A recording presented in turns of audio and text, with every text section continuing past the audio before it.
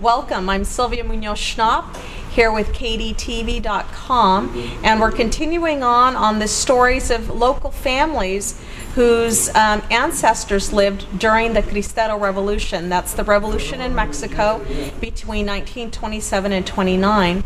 It's also called La Cristiada in Spanish. And here with me today, I have a couple of guests, and so I want to welcome Carmen Guerrero. Welcome, Carmen. Hi, Sylvia. Nice to be here. Thank you. And so, tell me, your family that originated from Mexico, they're from Jalisco. Right. And that was both your mom and your dad. Right, both branches. Okay. But your dad had told you his story about what happened during the Cristero Revolution. So why don't you explain that? Where's the family from? What city? And then we can go into the story. Well, my father came from a very small village in Mexico, El Chante. And we tend to use El Chante here all the time as meaning our home. His village was actually called El Chante. Okay. And so then he was a young boy when the Cristero Revolution took place. And Right. what did he recall that he told you? Well, he actually was very little. He was born in 1921, so he was about maybe 5, 6, 7, depending on the different years. So he was very little, but he remembers some things, and then other things he remembers from being told. Okay. But what he remembers is the shooting. He says he remembers federales just coming by horseback, galloping into the town, and just shooting all the houses, shooting the stores, and shooting. Now, he lived in a village, but my grandfather was like a little farmer, peddler. He would go into town to the marketplace and sell. Okay. So when they were in this little town, the closest town, that was where he saw the worst. Wow. So he does remember that. But there was a personal connection, too, that actually goes back a little further. Okay. My father is the youngest boy of 11 children. And his name? His name is Rafael. Rafael. Rafael Guerrero Michel, in the Mexican style of names. Okay. Rafael Guerrero. So Okay. his oldest brother, named Jesus, was about maybe 26, 27 at that time. Okay. But my uncle, Jesus, whom I never met because he died shortly after this, actually, when he was a young boy, suffered from hallucinations. But at the time in Mexico, you didn't call it hallucinations. They said that he saw duendes, that he saw like little dwarfs. So he had these hallucinations and became very ill as a result of it. When he was older, my grandfather, who was, I said, the peddler, would ask my uncle, who was at the time maybe 10 or so, to go back and forth from the home to the town where he sold. This was at the beginning of at the end of the Mexican Revolution, beginning of the separation of church and state, before the real Cristero thing happened. Okay. And what the federales would do, just like they did during the Cristero actual war, is when they killed somebody, they would string them up on the wires, the telegraph wires. So my little uncle, who at the time was like 10, had to go on horseback by himself through the road, seeing these bodies. And the bodies, he was already traumatized from a little boy with the hallucinations that he had. So this was even worse, seeing that and what it would do to a young boy. By the time he was about 20, he was very ill and was bedridden. So fast forward to the Cristero War. When that happened, my uncle was now completely bedridden, completely traumatized, couldn't even speak. Now, today we would say it's a combination of mental illness plus all of the horror, Trauma. the trauma and the horror. Well, what happened is that among the many times that the federales during the war would come into the town, they were looking for cristeros. So they would barge into, he said it happened twice, barged into their home, looking through all the rooms, finding soldiers, or finding cristeros, I should say. Because during that time, people would actually hide cristeros. They Right. would either have false floors Mhm. or walls that were a little thicker, and that they would kind of hide people through that. I know. Exactly. Well, my uncle, by this time, was like 26, maybe, right around there. I mean, a full-grown man, but ill, bedridden. So he was in bed. So they ran into his bedroom. There was one particular that my father remembers, that one of the federales ran into his bedroom and taking his rifle, carabina, was pointing it in the head of my uncle, his shoulder, telling him to get up, that he was faking to get up. Oh my And then I guess his superior came in and tore the blankets off of my uncle and turned him over to see if he was ill or what. I assume that he must have noticed on his face that this was a mentally ill person, that he Oh was my not. goodness. So then they just ran out of there. I mean, the two of them left the house. But when they left the house, out comes the carabina and shooting everything. So my father says that happened twice, that he saw in his home. My goodness. And then in town, during the marketplace, he said it was numerous times where the federales would come just on horseback, holy terror, and shooting people up. Oh my goodness. And so this was history that your dad lived Yes. through, saw with his own eyes, and realized that, it had already affected other family members but Right. just during this whole time. Yeah. Now, when did he actually start telling you about the story? Actually, he never did. He never told me.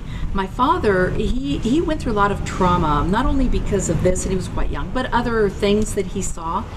His whole philosophy was to keep his children safe. He wanted us to have the kind of childhood he didn't have. So he never told us. I asked him. When the movie came out, and when I first heard about the book that you wrote, I asked him. I said, I looked it up and I realized the period of time, and he comes from the proper area where all this happened. So I asked him, and that's when he told me that yes, that he did experience it, and he didn't tell me a lot about his uncle. His older brother. That kind of came out over time, but it was a memory that traumatized him, and every time he said it, he had this faraway look and would become very emotional. Those were dark times for many, many families, whether they were, involved in the war, or like your grandfather was just trying to keep up a business, but would be Right. affected because they'd come through the town. Right. He was just trying to make, support his family, and that had to continue, even though they were being traumatized by the federales my just goodness. coming in. Wow.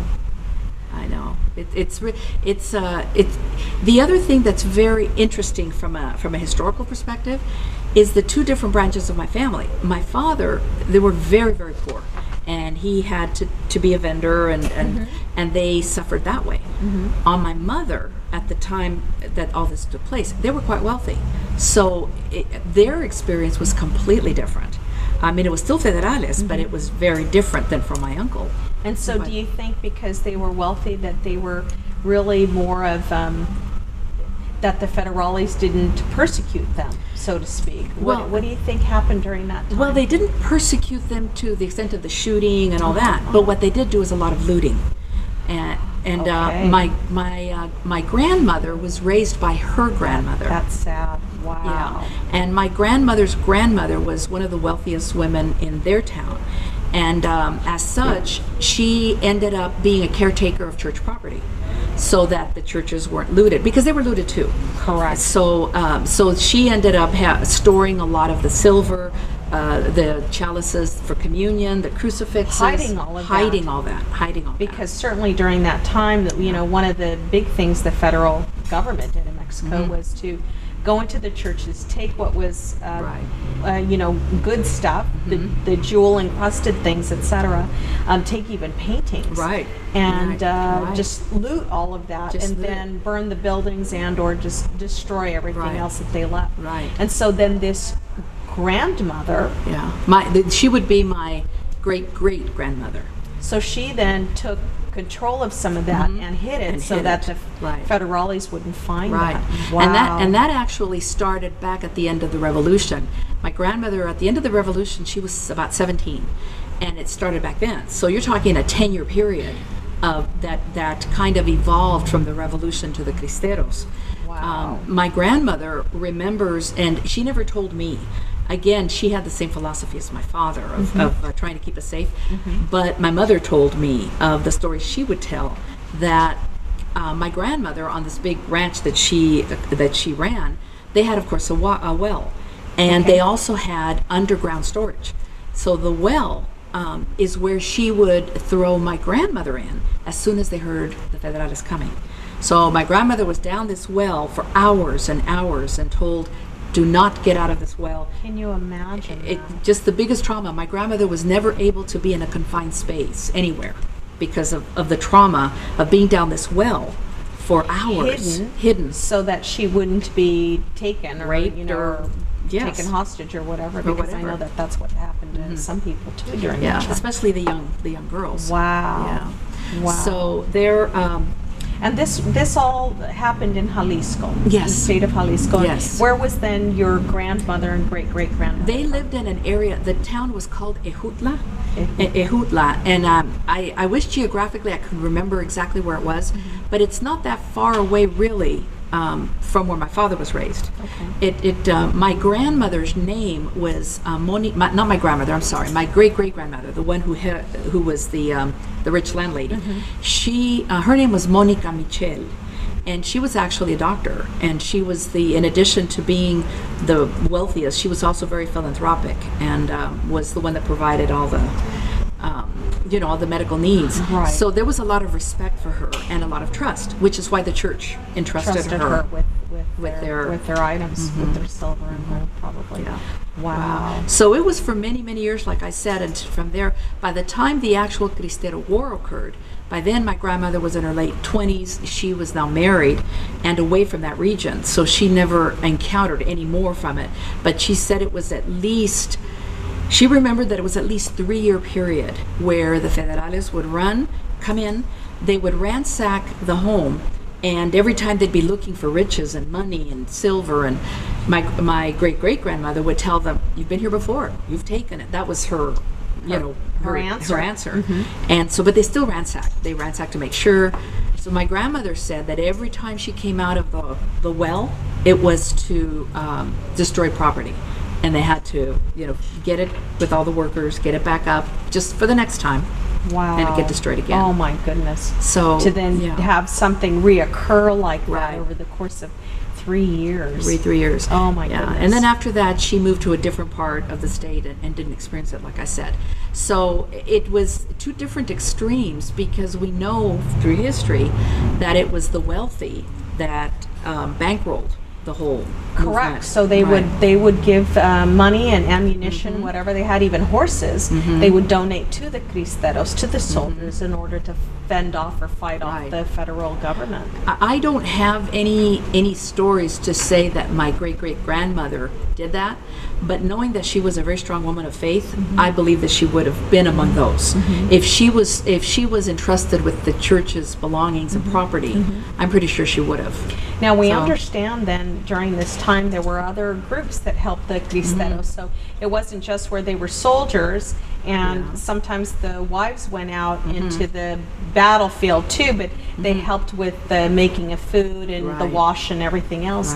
But we also understand that there were women primarily that were either running food, running guns, running all kinds of information behind the scenes, but also supporting them with money so that they would continue fighting. That's right. Yeah. That's right. So really, the whole entire family in town sometimes took action in different ways, right?